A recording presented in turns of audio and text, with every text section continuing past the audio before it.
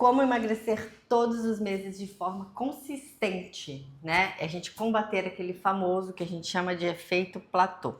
Bom, se você já está tentando perder peso há algum tempo, principalmente se não tem uma grande quantidade de peso para perder, né? Quando a gente tem muito peso para perder, a gente consegue sustentar essa perda de peso melhor. Mas se a gente quer emagrecer de 3 a 5 quilos ali, como a maior parte das mulheres, isso é muito comum de acontecer. A gente perde peso no primeiro momento e depois a gente para, né, de perder peso e estaciona esse peso no que a gente chama de efeito platô.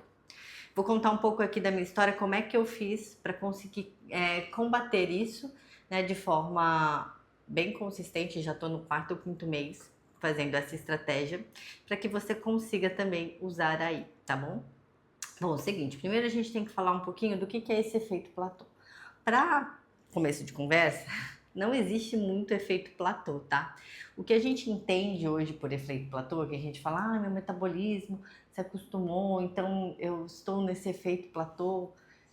Na verdade, o que acontece é que a gente tem, a gente consegue, né, manter essa perda de peso sem efeito platô de 4 semanas até 2 anos, né? Por que essa grande diferença, assim, essa, né, de amplitude desses resultados?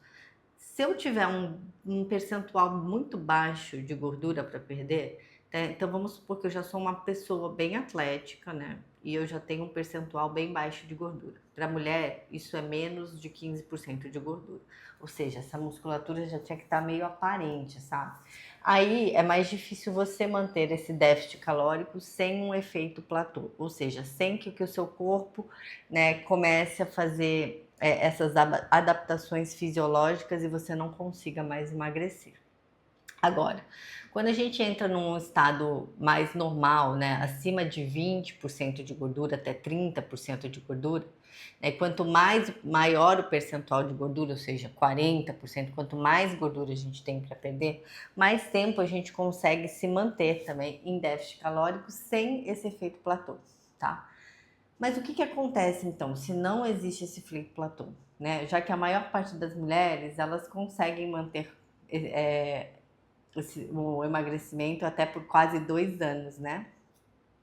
Acontece dois mecanismos fisiológicos, tá? Dentro do nosso corpo. E aí também ele está interligado com uma percepção, né? Com um mecanismo cerebral, mas mais relacionado à nossa percepção. Eu vou explicar isso aqui, né? De uma forma, vou tentar fazer de uma forma mais simples.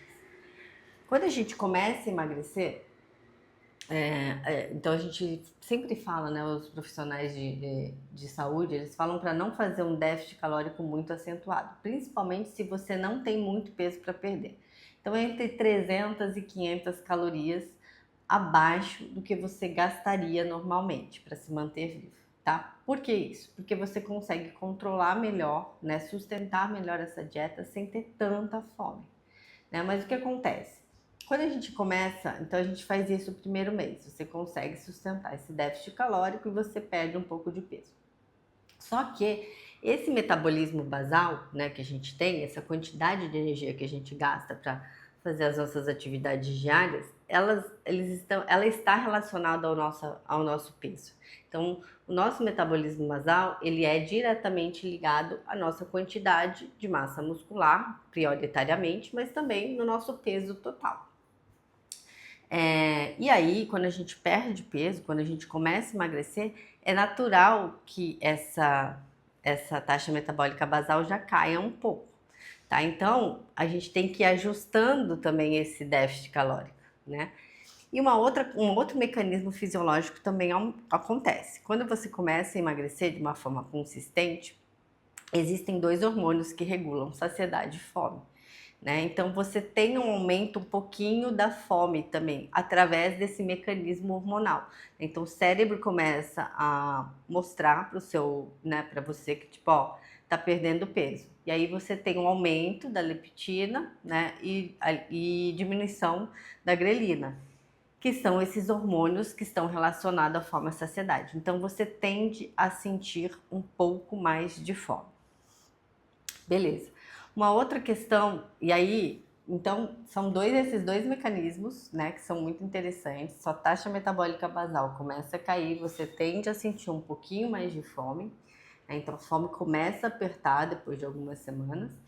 E um terceiro mecanismo, que é um terceiro mecanismo mais perceptual, tá? Então, existem alguns estudos que reportam que mais de 60%, ou seja, majoritariamente 64, 70%, das pessoas não tem exatamente essa consciência, essa percepção acurada, né, certa, da quantidade de calorias que ingerem. Então, elas subestimam, elas acham que elas comem menos do que elas realmente comem. Então, por isso que um dos mecanismos, às vezes, quando você vai fazer uma dieta alimentar, é você conseguir pesar esses alimentos, né? E aí eles também têm uma percepção errada da quantidade de calorias que eles gastam. Então, as pessoas subestimam o que eles comem e superestimam o que eles gastam, gerando isso uma dificuldade de você realmente calcular se você está em déficit ou não, tá? Então, imagina que você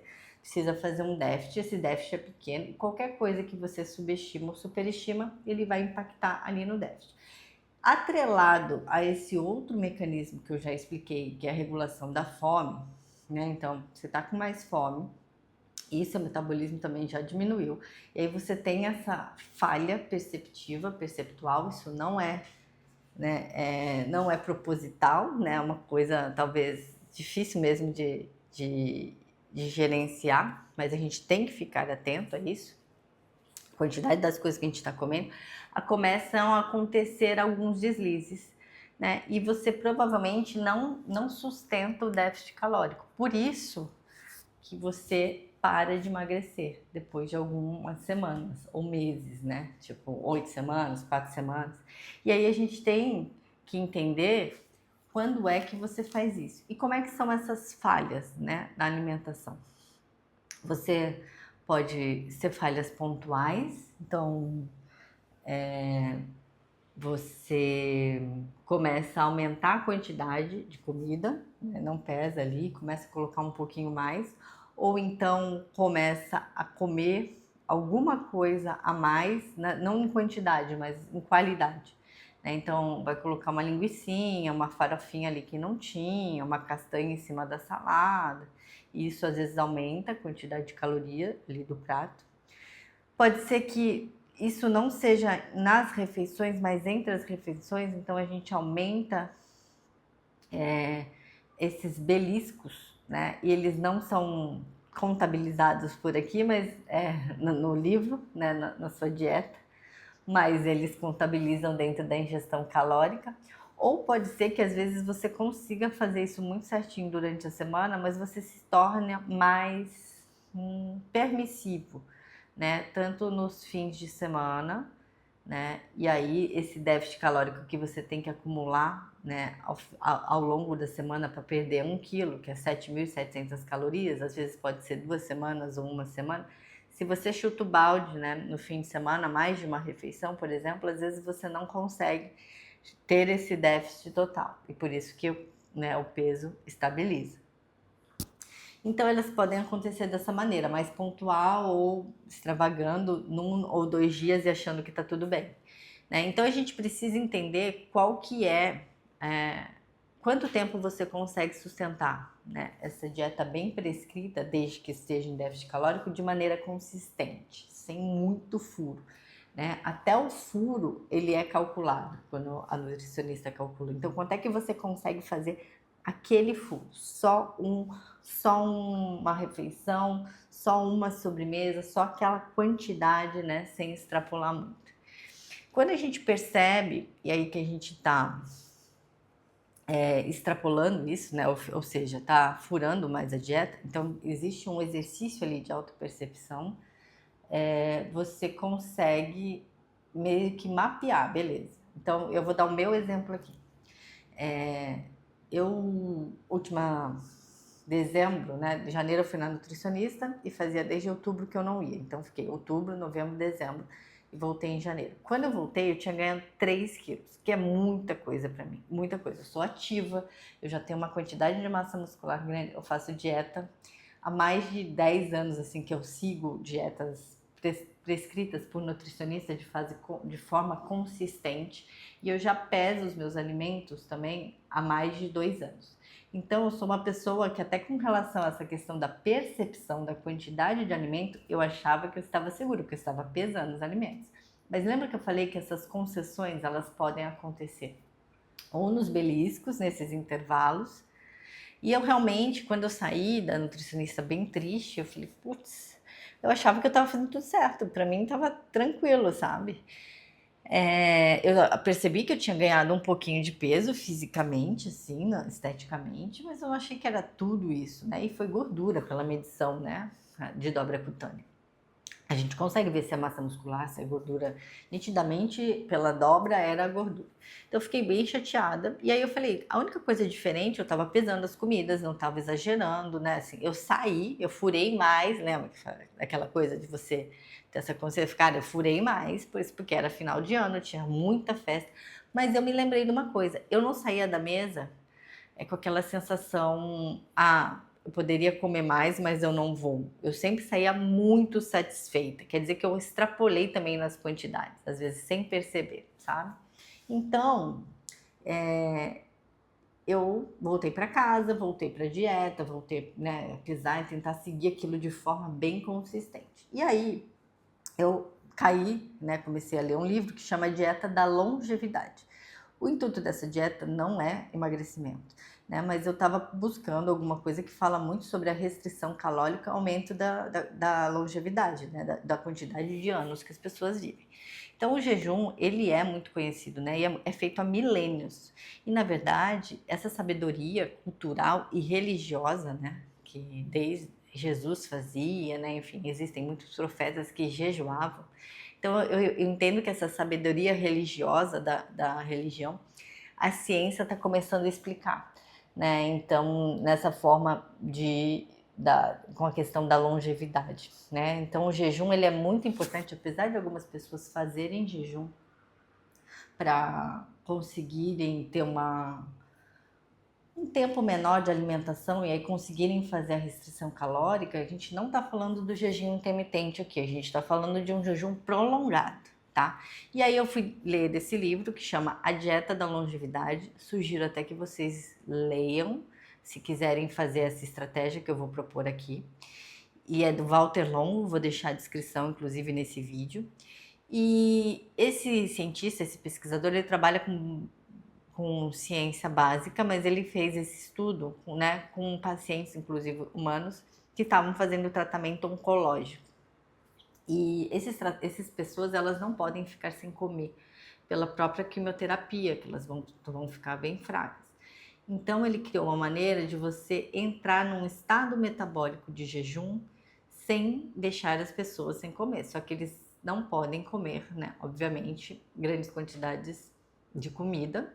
Tem que fazer uma restrição calórica, então é uma quantidade baixa de calorias, que o primeiro dia é 1.100, depois você faz 3 ou 4 dias de 800 calorias. E os carboidratos, eles vêm só de fonte de vegetais, então é folhas, né, legumes e verduras e poucas frutas. E também a gordura poliinsaturada de castanhas, né, e óleos vegetais como azeite, por exemplo. Então, uma dieta bem restrita que você faz durante 4 ou 5 dias, tá? E aí eu percebi que eu estava lendo esse livro, já tinha ido na nutricionista, e você perde bastante peso nesses 4 ou 5 dias por conta da água, você não emagrece. Obviamente você emagrece, mas a maior parte do peso que você vai perder na balança é a água, você perde um pouco de gordura.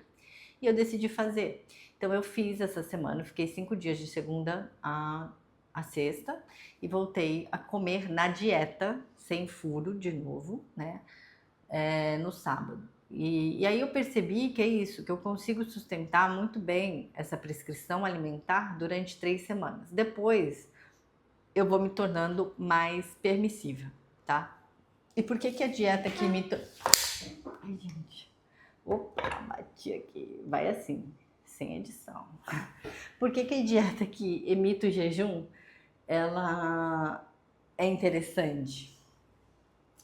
Porque, como eu disse, você não fica sem comer. Deixa eu ajeitar a câmera aqui. Foi mal, gente. Bati na mesa e a câmera foi pra frente. Você não fica sem comer, mas você come bem pouco e os alimentos bem restritos, né? Mas eu acho que isso é menos ruim do que você ficar pão e água, né? E ao mesmo tempo ela tem esses efeitos fisiológicos que são benéficos para a saúde, né? Só que o importante da dieta no que imita o jejum, eu acho, é te dar ela te dá essa volta, né, esse foco. Como você está muito restrito ali, aquilo te dá um autocontrole muito grande, né? E você precisa fazer uma restrição muito grande. Então fica com fome, né, nos primeiros 1 ou 2 dias, mas é natural, é normal, como qualquer pessoa que está comendo uma restrição, né, ou fazendo um jejum vai sentir que você consegue manejar muito bem com água, café, porque você não vai ficar sem comer. Você vai comer berinjela, abobrinha, tomate, pimentão, abacaxi, né, em poucas quantidades. Tem castanhas também controladas, óleo vegetal, óleo azeite, né, enfim.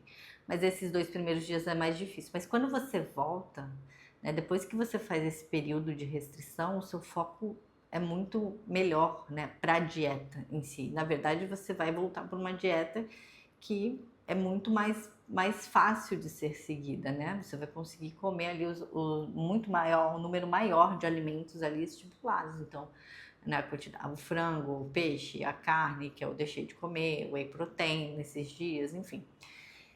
Então, eu sugiro que vocês leiam, porque também ele dá para vocês entenderem as quantidades. Inclusive, se vocês não entendem muito bem como é que tem que ser a distribuição de macronutrientes dentro da sua dieta, eu tenho um curso que trata, né, chama Magra de Verdade. O objetivo do curso é para você perder gordura e não perder massa muscular, quando você constrói massa muscular.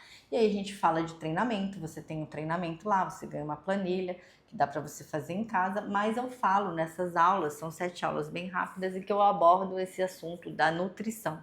Eu dou bem descritivamente, né, o que você precisa comer, quantidade, carboidrato, gordura, como calcular. Tá? Então, para quem tem interesse, também vou deixar o link do Magra de Verdade aqui, é super acessível e é bem interessante, bem fácil de fazer, bem fácil de aprender como é que você calcula tudo isso. Mas para quem já tem uma noção, quer entender melhor como fazer essa dieta que imita o jejum, de segunda a sábado, eu sugiro que vocês leiam, né, realmente esse livro para vocês entenderem melhor essas estratégias, tá? E depois, então, o objetivo dessa dieta que imita o jejum não é realmente te castigar, é realmente fazer você ter mais controle, mais foco e ser menos permissivo para você continuar dentro da sua dieta. E aí você pode fazer uma vez por mês, uma vez a cada 45 dias, uma vez a cada 60 dias, enfim. Nem recomendo fazer, né, mais de 5 dias. Inclusive eu fiz 5 dias, agora eu tenho feito 3, que o objetivo realmente é só voltar ali para o foco, né, me trazer o foco ali da dieta para eu continuar perdendo peso depois desse período. Como eu disse, é uma dieta que imita o jejum, então você não fica sem comer, só que você fica limitada, muito limitada ali na quantidade de calorias totais e na quantidade de energia, né, de disposição de alimentos que você pode comer. Então, também facilita ali, você pode preparar todos aqueles alimentos e fica mais fácil no seu dia a dia, na sua rotina, tá? E com isso, quando você volta para a dieta, você pega lá o seu plano alimentar, ele fica muito mais fácil de ser seguido, você consegue manter esse déficit calórico. Lembra que eu falei que você pode perder de 3 a 5 quilos nessa semana? Obviamente que tudo isso é água. Depois que você voltar a comer, né, os alimentos normalmente, você vai voltar a recuperar, mas você não recupera todo esse peso, né? Uma parte do que você perde também é gordura. Eu não perdi muita massa muscular, mas eu também tenho eu já sou treinada, né? Eu faço treino de força e eu recomendo. Eu acho que é um período curto, que realmente os estudos não mostram grande perda de massa muscular, porque também não seria interessante para esses pacientes oncológicos. Mas, e também eu treinei pouco durante essa fase, né, da dieta que imita o jejum, porque você fica um pouco mais fraca, mas eu consegui sustentar o treinamento. Não acho que é todo mundo que consiga sustentar o treinamento de força, mas o fato de ser um período curto também não te traz grandes prejuízos, né, com relação à massa muscular. E aí você retoma um pouco desse peso, você reganha aquela água que você perdeu, mas é interessante que você faça treino de força, né, principalmente nos períodos que você não está fazendo a dieta que imita o jejum, né, no seu plano alimentar normalmente. Bom, então era essa, né, a situação que eu queria contribuir com vocês hoje. Espero que seja de grande valia. Consultem os livros, né? Consultem também a página do Magra de Verdade, que eu acho que vocês vão gostar bastante do programa. Até o próximo vídeo.